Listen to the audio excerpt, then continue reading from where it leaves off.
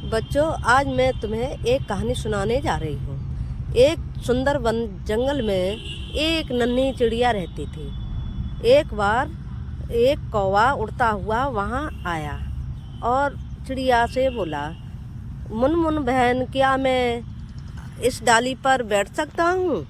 चिड़िया ने कहा, क्यों नहीं भैया, आपका ही तो पेड़ है। अब उनमें दोस्ती हो गई, साथ साथ रहते, साथ साथ भोजन के लिए जाते। एक बार वो भोजन की तलाश में जा रहे थे। एक घर के आंगन में मिर्चें सूख रही थी। मिर्च देखकर कौवा बहुत खुश हुआ। बोला, देखो बहन, मिर्च है, चलो खाते हैं, मिर्च बहुत अच्छी लगती है। चिड़िया ने कहा, चलो खाते हैं। और वो नीचे उतर आते हैं। अब वहाँ उतर के कौवा शर्त रखता है कि जो अधिक मिर्च खा लेगा वही जीतेगा, जो जीतेगा वह दूसरे को खा जाएगा। चिड़िया बोली, ठीक है। कौवा कपटी था, इसलिए उसने यह शर्त रखी। और बेचारी मुनमुन बहुत भोली भाली थी। उसने कहा, ठीक है भैया, शर्त मंजूर है। और दोनों मिर्च खाने लगे। और मिर्च खाते खाते कौवा ने एक दो मिर्च उसके नीचे, चटाई के नीचे दबा दिया करता था। और ऐसे करते करते सारी मिर्च खत्म हो गई। चिड़िया भोली भाली यह समझ न सकी और मिर्च खत्म हो गई। कौवा खुश होकर बोला, वाह, मैं तो जीत गया, मैं तो जीत गया, अब मैं तुम्हें खा जाऊंगा। चिड़िया बोली, ठीक है भैया, खा जाना, लेकिन खाने से पहले आप मुंह धोकर आओ। आप पता नहीं कौन कौन सी चीज़ें खाते हो, इसलिए आप मुंह धो के आइए, तभी आप मुझे खाइए। कौवा ने चिड़िया की बात मानी और वह उड़कर एक नदी के पास गया।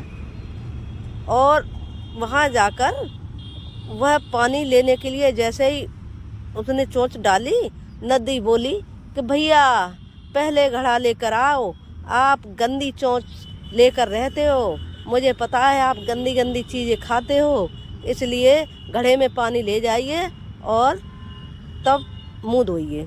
वह कुम्हार के पास गया, भैया मुझे एक घड़ा चाहिए।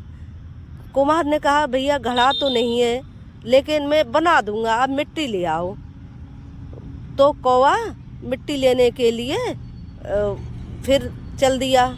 और उसने जैसे ही मिट्टी में चोंच मारी, मिट्टी भी बोली, अरे भैया, आपकी चोंच बहुत गंदी है, आप मुझे मत छुओ, आप पहले कुदाल लेकर आइए और कुदाल से खोदकर मुझे ले जाइए, आप गंदी चोंच मेरे पे मत लगाइए। अब कौवा पहुंचा कुदाल वाले के पास। उसने कहा, भैया कुदाल तो दे दूंगा, लेकिन आग लेके आइए, गरम करके ही तो कुदाल बनती है।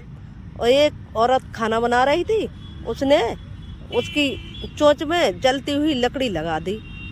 और जैसे ही लकड़ी लगाई, उसके पंख जलने लगे और इतने जले कि वह मर गया। इसलिए बच्चों कहते हैं कि कपटी होते हैं, उनका ईश्वर साथ नहीं देता है, और ईमानदार लोगों का ईश्वर साथ देता है। कौवा कपटी था, इसलिए उसकी सुतह ईश्वर ने मौत कर दी। धन्यवाद। यह मेरी कहानी